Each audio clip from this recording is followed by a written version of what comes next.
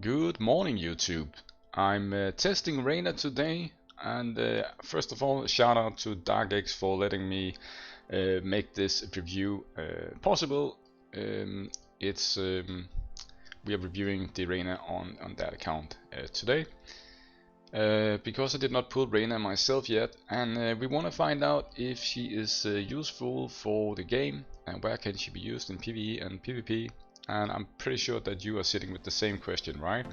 Now, let me start off by saying that there is only like 12 days until Christmas time, and we are probably going to get a limited hero there that would fit into the time slot of when we had the limited hero last year and when we had the Giselle banner. So let's test Reyna out here. She is from the Unruly Outlaws faction. She's a defense type and she's a green mark. Now I've already played a bit here on this account here to try and give her some other stats. And what I've done here is the emblems I've built like this here. I think this is the best emblem set that she can get. Let's just go over her kit real quick if you don't know what she's doing. On her basic attack, she does some bleed damage based on her HP, not on attack. It also removes buffs, and it can also apply a provoke. Now, her first active skill here is doing 2 stages of bleed damage based on her HP to all enemies. That's very nice, AoE damage. The first stage has a 100% chance to inflict cold debuff, which is a good debuff. And also the second stage has a chance to inflict a stun. So very nice for trash. She can stun them and she can do put the debuff on them to reduce damage. Also very nice in PvP. You have a chance of stunning people and you have a chance to do skill damage down. A passive here is a wall of text, so let me just briefly tell you the most important thing about it. The most important thing is in the beginning here. I think she's immune to stun, freeze, hypnotize and imprison, which means that in PvP she's pretty much immune to every CC that is useful today, right? We have Ascendo with silence. She's not immune to that, but I don't really think people are using Ascendo anymore. So she's pretty much immune to all CC. She also starts out with 20 points of resonance with books, which means that if you put her into a control tag team in PvP, then you'll have the 25 from the beginning, because she gets 1 point of resonance for every ally that has a CC tag. And she also gets resonance points when allies try to CC people, so it's very nice. Now it says here that when any allies gains a shield, also she gets resonance points. So if you pair her up with someone like Sun Wukong or like a Seth or some of the other guys, you'll also get resonance points that way. And what it does here is that once she is in the resonance state, she actually converts 40% of her healing effect into max HP, and she can get up to a max of 52% max HP. So I think it's around, if you have 150% healing effect, then you get this cap here. Then you get the 52% of max HP. Now it says here that when Reyna gains resonance enhancement for the first time, each wave grants all allies 1 layer of back to life for 3 turns.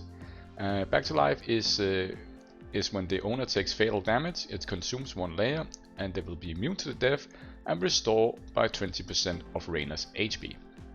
So very nice. It's like a Santa buff that only works for the first 3 turns of a battle, but it kinda makes you not able to be one-shot by bosses in faction abyss and other places, and in PvP you cannot get one-shot either if you're using her together with a team that will give her the resonance enhancement effect from the start, because it says here the first time each wave, right? So that is very nice. On her last active skill here is a support skill. It has a healing effect, it gets a shield effect, and also once people drop below 50% HP the first time, she'll automatically cast this mate protection, and then it can trigger again after she's acted 4 turns. So you probably want her to be fast, so she can keep recycling this buff here. It's a very nice buff. And it's like a mini Wuthering, because Wuthering also applies a heal effect and some stuff like that, and also a bit like the deer pet actually, that once you get a load you just like get an instant shield, right? So I think that's a pretty nice ability here. It's like having an active ability together with a passive ability in one ability here. So let's look at her exclusives here. We have exclusive 1 on her at the moment, and it says here that when Reyna is in the duration of resonant enhancement and any ally is trying to inflict control effect on an enemy, she will pursue and attack the enemy once, and each enemy can pursue an attack. So this is like as pursue an attack, she gets some more damage going, like an Atkins. And in a control heavy team this is going to proc a lot. For exclusive 2, it's just extending her resonance enhancement to 4 turns, and the like the healing effect of the back to life is being increased by 180% of the original, which is 20% times 1.8, and then it also cleanses all debuff from this ally, which is a huge ability actually. Exclusive 3 here increases Reyna's mastery by 50% of self-healing effect, up to 75% can be increased. So again, if you have 150% healing effect, then you are capping this one here with 75%. And then it also says that when Reyna casts Mage Protection proactively or because of other effects, so e.g. if you are falling below 50% health, then if she has no less than 100% healing effect, the shield value goes from 45% to 60%. That is huge, very nice shield. And also if you got no less than 150%, then the shield cannot be removed. Very nice buff actually, so it becomes like a mini Sun Wukong buff, I guess. And the duration is increased to 3 turns as well. And then the last line here, when 5 or more allies survive, Reyna is immune to death, which is nice one because she got the provoke ability on her basic attack here. It just means that if the rest of the team is alive, she can just continue tanking it. Like a Mammoth or something like that, she cannot die, so it's very nice. Now she also has a great echo here that is very nice to pull with healing effect on it. It's definitely useful here. We don't have any materials to upgrade it. Increases her bleed damage, and then when the owner enters resonance enhancement status, if she's a defender, which she is, and the healing effect is no lower than 150%, reduces self-skill damage taken by 6%, and then it says that the half of this can be put on other allies, so you can get like, yeah. And it, let's see, does it stack? Oh, it doesn't stack, but 21% here for 2 turns. I'm pretty sure this percentage was higher when I read it yesterday. Yeah, you can see here there's something wrong here. I'm not really sure, like if you look here, it says 6%, 9, 12, 15, 18, 21. But then if you go look at this one here, it actually goes to 40%. I just noticed that right now. So these numbers here are half the value of what this says. I'm not too sure what is going on here. If it was these numbers here, I would actually say it's a pretty good emblem, especially at 5-star. You get 20% skill damage for your allies, but 21 is only 10%, so maybe they nerfed it or something. Looks weird. Anyways, I will put that for the developers, and maybe they can fix it. So, you know what? I just need to take a screenshot actually. Just take a screenshot here. Alright, good. So, the gear I've put on her is this. Gear here, you can see, is nothing fancy, no mythic items, no nothing, no devour set, no nothing. Pretty standard gear that I think is relatable for you guys, because let's face it, most people watching these videos here do not have double devour gear or double any good gear of the new sets here. You have what you have, right? You're gonna use first aid sets, speed sets, mastery attack sets, penetration sets, stuff like that. Maybe not attack set for her, but you get the drill, right? Stats look like this. 667k HP and decent speed. Affected is good, master is good, healing effect is almost 150%. I would really love to get it to 150% plus. However, the emblems here are not calculated into it, I think. I don't think this one here is calculated, for example. So I think once we are in game, also this one, where it gives 8% when you put a debuff, any attribute buff or inflicting. Does that even work for her? Yes, that's an attribute debuff here, so it works. It would work for her, yeah, good. So she'll have 150% plus in game. So I think these stats here are nice. We can imagine here with exclusive 3, she's gonna get 75% more mastery, which would put her at 200% mastery, and these stats here, I think that is very nice stats for damage actually. So let's just jump into it, guys. It's been 10 minutes here, me rambling on here. Let's test her out in the Wuthering Coast. Battle test here, and we are gonna go with the bleed team here. I've set up a team here on this account here. This is like one of the best teams that we can get on this account here. So I'm just gonna start it on auto and see what happens here. Morikis and Lance obviously is the two goats in the bleed tank faction, and I would not expect her to do any damage compared to those guys. Not at all anyways. Now, one of the things that she might struggle with in these kind of teams here is that she's both a resonance tag, but she's also a bleed tag. Now, if you want to use her for the bleed team, you have to remember two key factors here, and one of them is that the passive buff that Morikis gives to allies, which is the 40% attack buff, once she has 200% affected, is applying to Lance, but it's useless for her because her bleed damage is based on HP. So she does not get any synergy with Morikis at all. Another thing is that you will need to pair her probably with someone that buffing HP, so Panda or Sun Wukong or Mawilla or someone like that to get the HP buff, because you are losing a lot of damage here by not having the correct buffs for this guy, right? And also, if you had a Valentina in the team, it would be the same. You would not get anything from the 40% attack buff, so she is kinda not getting any damage out of that either, right? But here we can see her skill animation. She looks very nice. I actually enjoy how she is designed. I think it's a cool design with the big polearm axe thing. She's very. He also has a battle plate on her like made miniskirt there. It looks like she is well, it's probably not the most protective gear she has on, but I like the design, and I like the idea that she is a tank with a two-hander instead of a tank with a shield. I think that is cool design.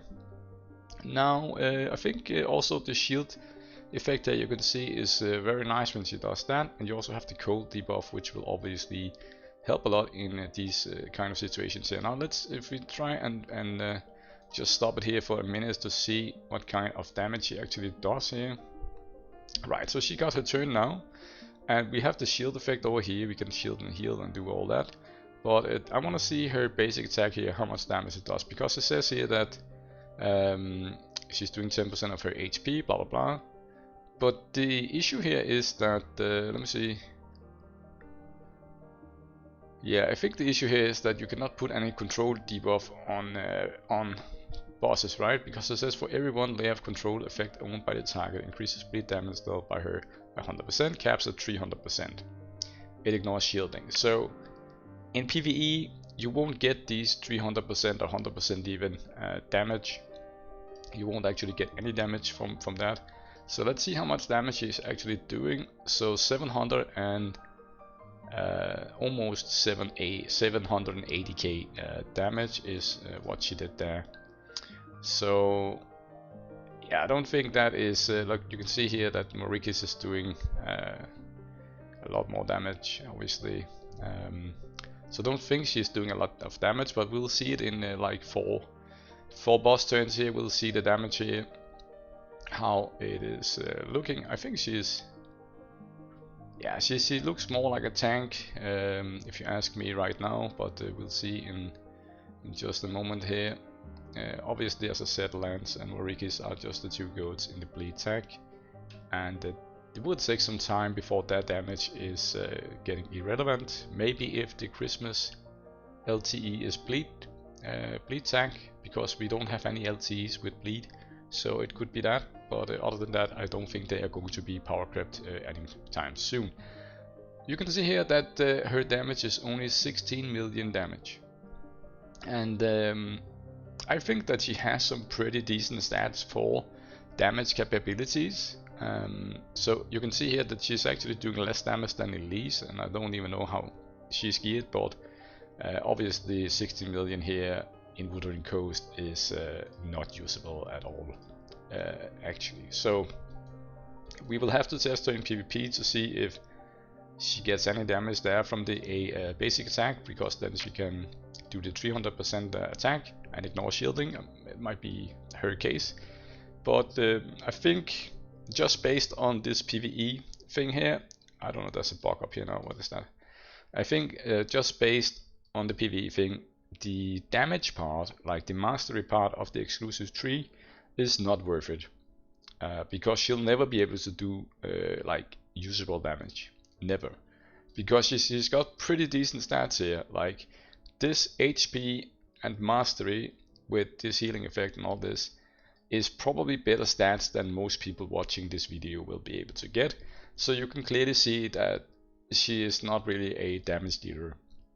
She is a tank, definitely tank slash support with healing, shielding, and some debuffs. That is how I would use her. So I think let's go and check her out in a faction epic here and see if what she can do there. Stage 26 is what we are at the moment, and let's just check her out here to see how this would go in this team here, because here we have some control tanks actually, and you can see here that Elise and the other ones are doing some great stuff here. Let's see if how her down here you can see she's pursuing attacking because of the exclusive one. That is when the enemies try to CC, or the allies try to CC, sorry. But let's see her damage here, see if it's improved.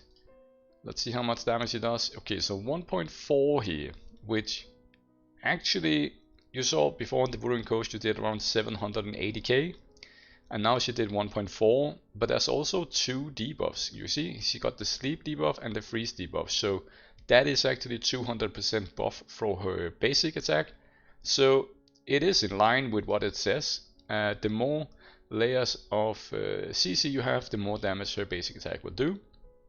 But I still don't think it's enough of damage here to be viable, and her S2 is not that S2 there. 490k damage is what it did.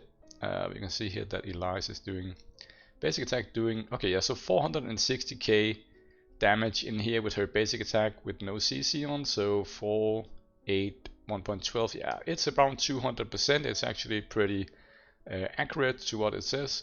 There are probably some kind of like stat things that goes into it as well, right? Here you can see that she is applying some debuffs and some buffs for the team.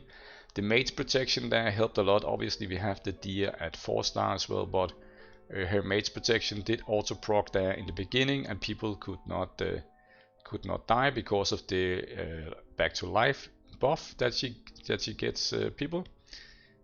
Because I think, unless I'm mistaken here, let me just double check it, guys. For the first time each wave, yes, first time each wave, good. So as soon as she goes into resonance for the first time each wave, then she applies the back to life buff on allies here, and that is what she has right now. So very great. So I think for support and as a tank she's very nice, but damage dealer definitely not the case. So I think you can safely just gear her for like speed, HP, and healing effect, and just forget about the mastery. Obviously you want some effect hit to land your cold debuff, and try to land the stun, because the stun only has a 35% chance to land for PvP, but I would not go for the like damage stats on her. Don't put her in a Devour gear or any of those sets that increases damage. It won't do enough of a difference to be like viable for anything, right? So let me just skip forward here, see if let me see if the boss is gonna die. I can't remember. This was just the first one. Let's just I'm gonna pause the video, see if the boss dies, and after that we will try quickly to test in arena. Alright, so I'm back here. So the boss ended up killing us. Unfortunately, he gets the stacking buff, and he took too many turns, and in the end we could not keep up with it. We didn't do enough damage, so for this faction you probably need more damage on Penny or Hat, or wait for some other hero. But it's very good. Anyways, it's also a very hard faction because the boss is 100 levels higher than on other factions. Now let's try in Arena to see how she would work. Obviously, let me just go and quickly say we want to have one with some CC, but also a shielding effect to get her the resonance thing from the start. I think we should try against, we just want to see against well, how she would perform in against a normal team, right? So let's just find a opponent here that doesn't look too scary, but maybe end up killing us anyway. We'll see. Okay, so I'm back. So I'm gonna try with this team here to see what happens. I just want to see how much damage she does in PvP and like what her role could be, if we can imagine that. The thing, as I said, is that she needs someone to give shield to all of the team. That could be Sun Wukong, Seth, people like that from the start of the battle to proc her resonance here. That is from the shield. Now the CC part is actually, was that exclusive tree? No, it is also saying something about CC somewhere, but I kind of forgot it again now. Is it here? It is really not there. Here it is, yes, so that's the pursue and attack part. So maybe not that important to find allies that tries to control effect on enemies, but we'll just see how the pursue and attack works for that. But the most important thing for her is to just put her in a team with a shielder.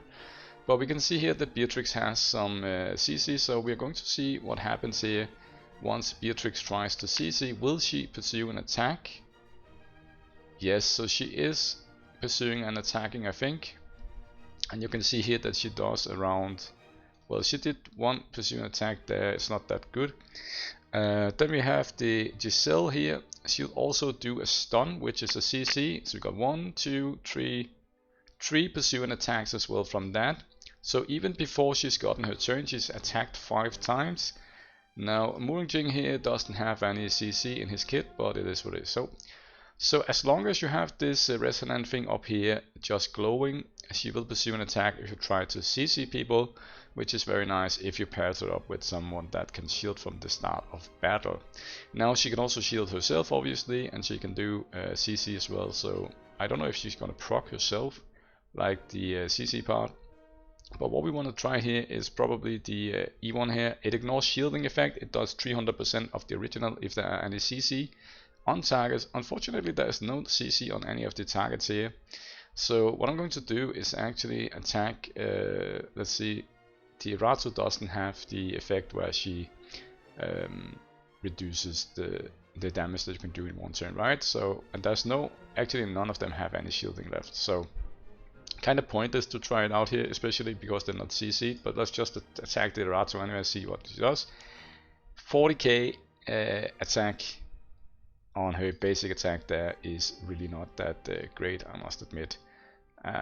Let's see here, let's just, I don't think that's worth, like, that's not worth it, right? 40k is like no damage at all. We want to see if she does more damage if people are CC'd, because then it should go to 300% just to test it out, like how it would work. There are some people down, let me see if we can do against someone that doesn't have an auto cleanser. This one is a panda, most of them have panda, so it's going to be hard to actually have the CC ready once she has her basic attack. That is going to be one of the hard parts here.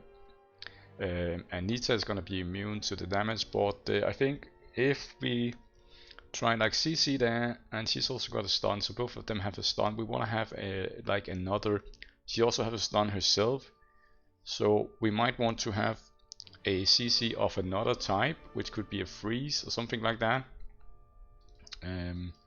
So we can try with the shield here maybe, or maybe you wanna, you know what, yes, let's try a seal just to see what happens. Maybe it should apply to debuffs. It's just I'm just testing like the damage capabilities of her, if anything is actually like worth it, right? So we got the freeze off, and she starts nuking people like Atkins from the get-go. You can see she actually did some damage, and I think they're gonna die except for Nita here. Nita is going to be immune to that, and yes, so we can't really test it now because it's only Nita left, and although she has the 2 debuffs there, we won't do any damage on her, right? So that was probably not a good showcase either, to be honest. I don't think you should expect her to do any damage, to be honest. I'll be honest about it. Don't think that she's going to be one of the new meta ones. We can try and mirror this team here, and then just put a let's put her in instead of the what should we do, Beatrix maybe. Let's do it like that.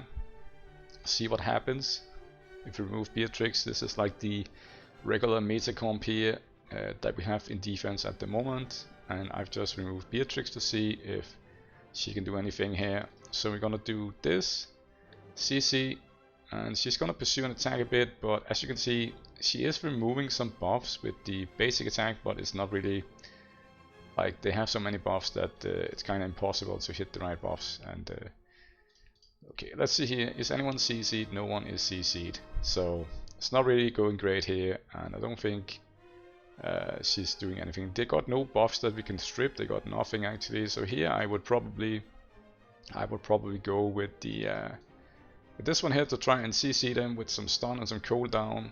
But we also got the cooldown from Giselle, so it's a pretty dead synergy, to be honest. I don't know which kind of team she would fit in, because you want her in a team with shielding, but you also want her to have some control effects so that she can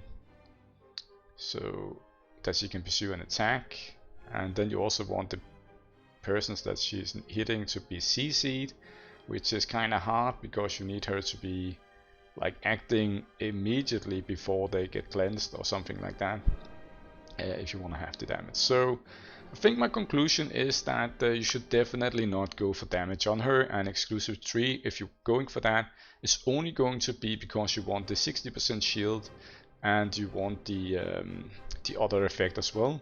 It should not be because you want the mastery to do damage. That is not worth it on her for sure. And you can also see here that we are getting beat by the Beatrix, who has better synergy in this team than any of the other teams.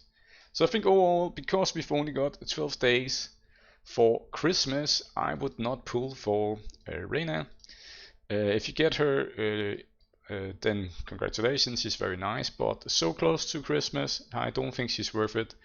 And because she's not going to be game breaking enough in any of the areas that you want her. You have other people that can do the same debuffs, like Giselle here will do these 2 things, and you have other shielders, you have other healers. Obviously for the faction Abyss, she's going to be very nice and will help you there, but other than that, I don't think she's worth it. Like you get the unremovable shield, and you get a bigger shield from the exclusive 3, and that is the only thing that is good in this one. The mastery part, you can forget about it. She's not going to do any damage at all, ever. Even if you put her in a double devour set or a double one of the new sets here, I don't know what's it called, this bone erosion set here, if you put her into that, it won't matter. It won't do enough damage. She's hardly doing any damage at all with her basic attack, and it's going to be very hard for you to fit in so many control debuffs on the enemies at the same time to get this 300% effect that she has on her resonance, right? Alright guys, thank you for watching. If you're still here watching this video, don't forget to like and subscribe to this video, and I'll see you soon. Cheers, bye.